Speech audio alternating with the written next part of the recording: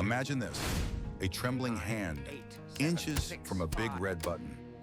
The kind that screams importance, power, destiny. You hover there, heart pounding, convinced that one press changes everything. But what if I told you that button is a liar?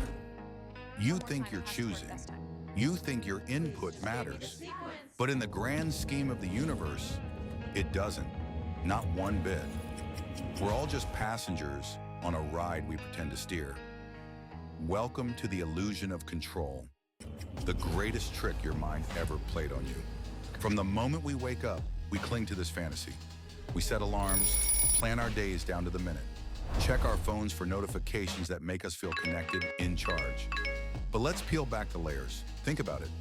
Every time you hit that crosswalk button, urging the light to change faster, does it really listen?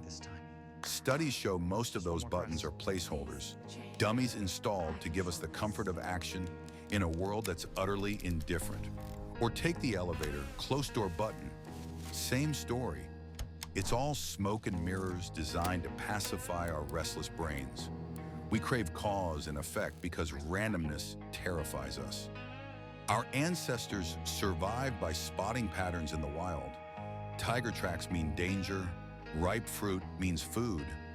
But in modern life, we've wired that instinct into overdrive, seeing control where there's only chaos. Now let's build this up. We've constructed entire empires on the architecture of certainty. Look at our cities, towering skyscrapers, grids of streets pulsing with traffic lights that dictate our every move. We organize our desks with color-coded folders, tighten our ties before big meetings, march in sync like soldiers in a parade. All rituals to whisper in our ears, "You've got this." But why? Because deep down, we know the truth we're hiding from. Life is a storm, and we're just holding umbrellas made of paper. Take the stock market, for instance. Billions traded daily on algorithms and hunches, traders staring at screens like they're decoding the matrix. They adjust portfolios, predict trends, convince their strategies bend the market to their will. Yet one tweet, one global event, and it all crumbles like a house of cards. Or consider our personal lives. Diets, workout regimes, self-help books promising mastery over our bodies and minds. We track steps on apps, count calories, meditate for clarity. It's all a facade, a desperate bid to impose order on the unpredictable. Factories churn out products in perfect assembly lines.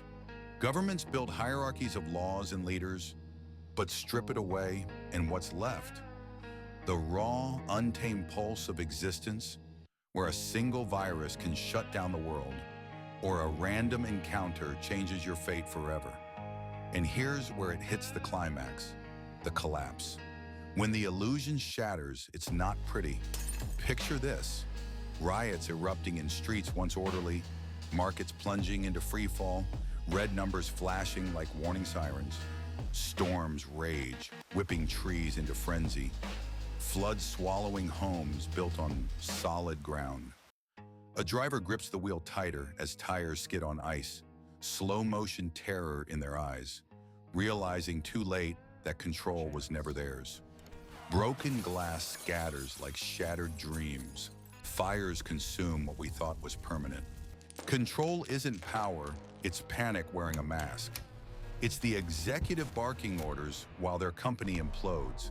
The parent micromanaging a child's every step only to watch them rebel. We've seen it in history.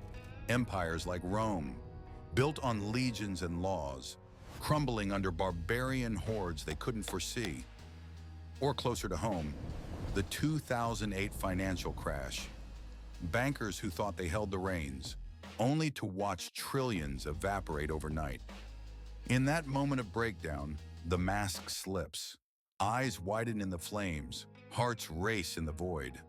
We're exposed, raw, facing the abyss we've been dodging all along. But wait, from the ashes, something emerges. The reveal, the co-creation.